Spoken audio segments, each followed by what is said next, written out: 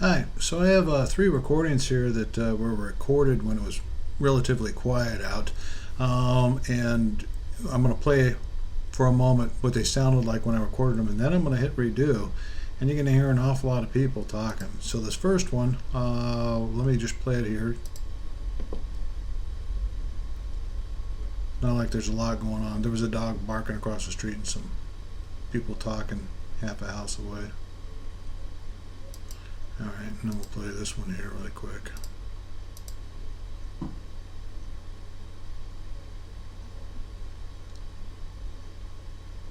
And same thing here. Okay, now let me click redo because you're going to hear a whole lot of people chatting on this one. And let's just start it right here. Here we go.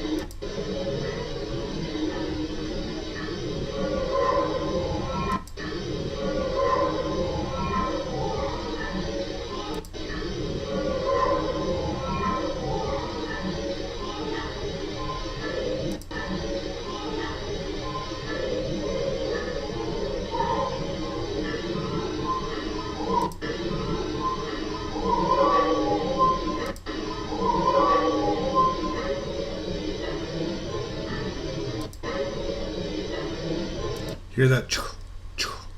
That's a clock in the background. I picked up the clock.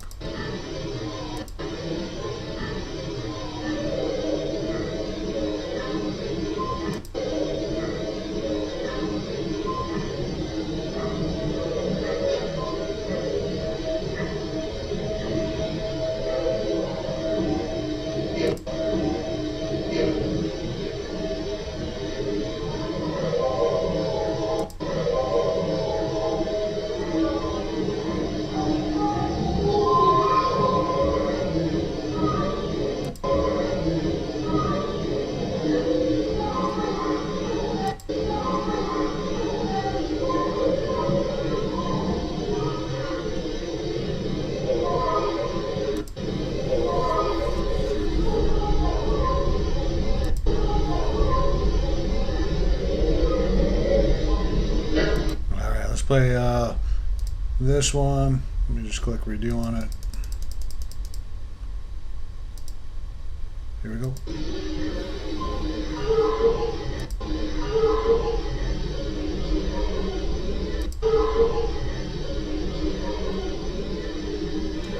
One quick thing, the difference between the recordings is just the volume setting.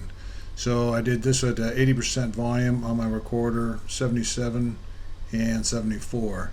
So there's things that get taken away as the volume is lowered.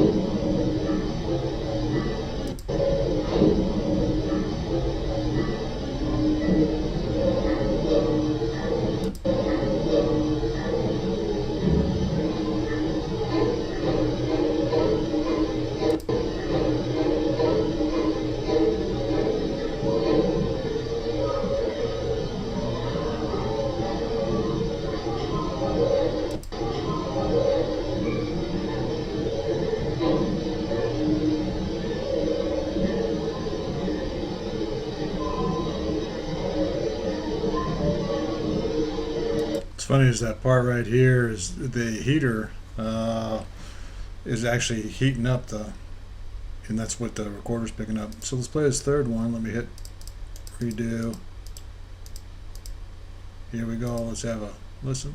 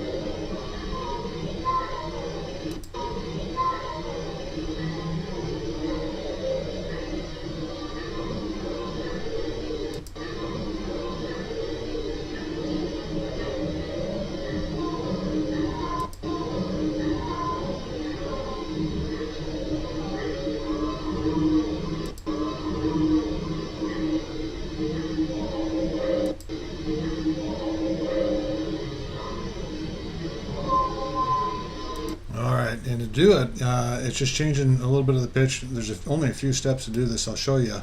But really quick, here's my voice at normal speed. This unit is equipped with a new patent-pending Cool Touch vent. Now, if I hit redo, it's the same process, other than I just shrunk it down at the end that you're listening to the recording in. All these other 3 recordings were done with the same process. This unit is equipped with a new patent-pending Cool Touch vent. The new vent is designed to keep the front of your... Alright, so let me show you really quick. Let's just take this one. I'm going to copy it off to a new one over here. And I'm going to click undo on it. So we're working with this one, 4720. And this was recorded at 80% on volume. And that actually came out probably the clearest.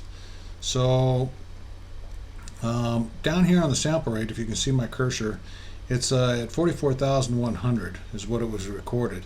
Now I noticed something. I'm going to hit this here really quick. Let's look at the profile. Now you see how everything's just really steep over here. You can't hear anything across there as it plays. So what we want to do, you can't just elevate. The pitch isn't set right to begin with. But we are going to elevate part of this wave. But what we want to do, when we change the pitch, you'll see everything migrate to the right. So if we go back and we look after I change the pitch on this one, look at the profile there. Everything's shifted to the right. So that's what we're going to do. We're going to cut the wave down to only working with part of it. And that helps clear up the sound. So let's go back out to here. So the first thing I want to do, I'll show you this really quick, and I'll do it just as I do every step.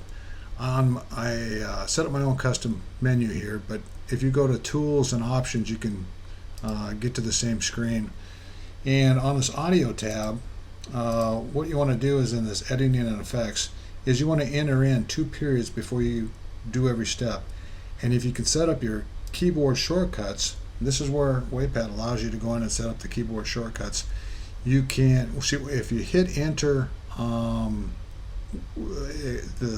entering the 2 periods goes away. I don't know what goes on, but it sounds a whole lot better when I enter the 2 periods. Make the step and not hit the left click on the mouse or the enter key. All right. So what I'm going to do, the first thing is change the sample rate. Okay. This one it doesn't matter because you got to hit the left click a number of times. So just click on the sample rate, And here we're going to change this to 18890, 18,890. All right, convert. Do you want to proceed? It's not a common one. Yes, I do. Convert. So you can see I have to left click a number of times there. You don't get any other options. So now what I want to do is I'm just going to amplify this. So I'm going to come in, I'm going to hit the options here. If anybody's watching any of these videos that I've done, they've seen where I've done this. So I'm going to hit OK, and then I'm going to bring up that keyboard shortcut for amplifying, and I'm going to do the first one. I'm going to do this twice at 330%.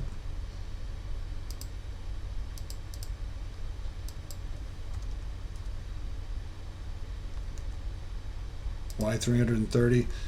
It seems like certain little changes that you do start to distort the recording. I found that in that 300 range, it works better than going straight to 400. It just sounds better, at least to me. So the next thing I want to do is I want to change the pitch. Okay, so on the speed icon here, you can change pitch, speed, profile, whatever. We just want to change the pitch first. Okay, and what I'm going to do is bring this up with a keyboard shortcut, and it's at 12.22 semitones. All right, so I'm just going to cancel that because I want to enter in the 2 periods.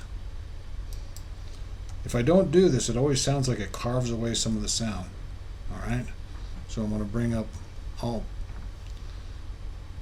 and then it's already entered, so all I have to do is hit apply, and now we've shifted that pitch over to the right. So if we look at it, this is what we've done. All right, so the next thing I want to do is I'm going to go to this DirectX. This is a nice little add-in.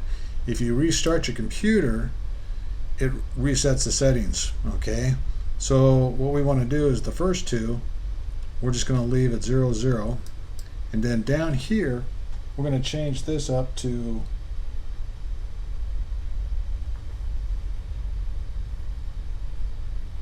276, and then on this bottom line we're actually going to enter in 912.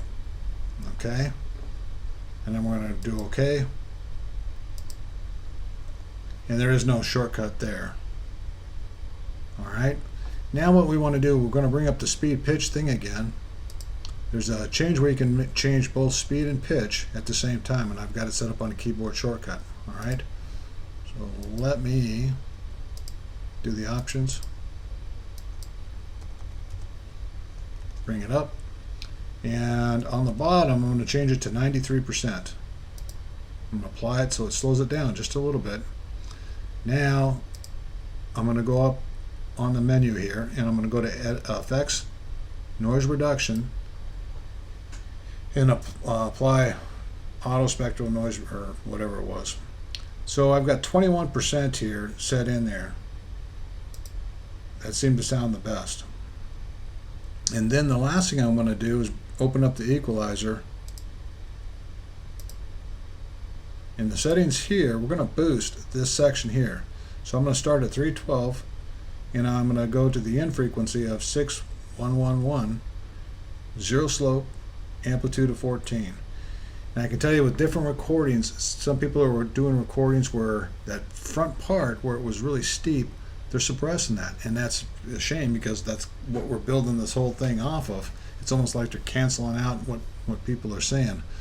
So if you have that option of not suppressing it, that's great. It still records. It's harder to lift. You actually have to lift the front part of the wave.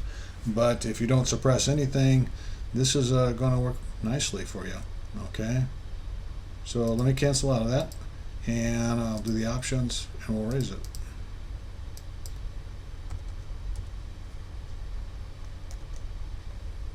And then we'll apply it. And then we'll listen.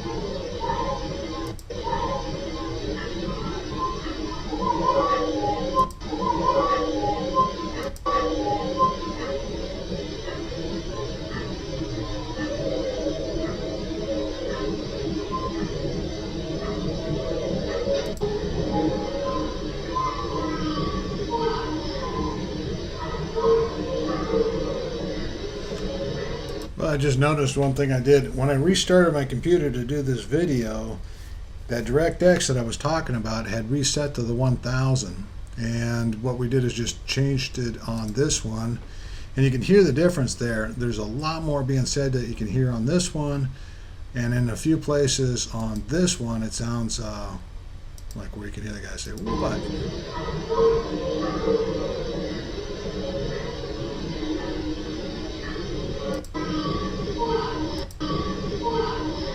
So it sounds better on a few places there. Here's the same place.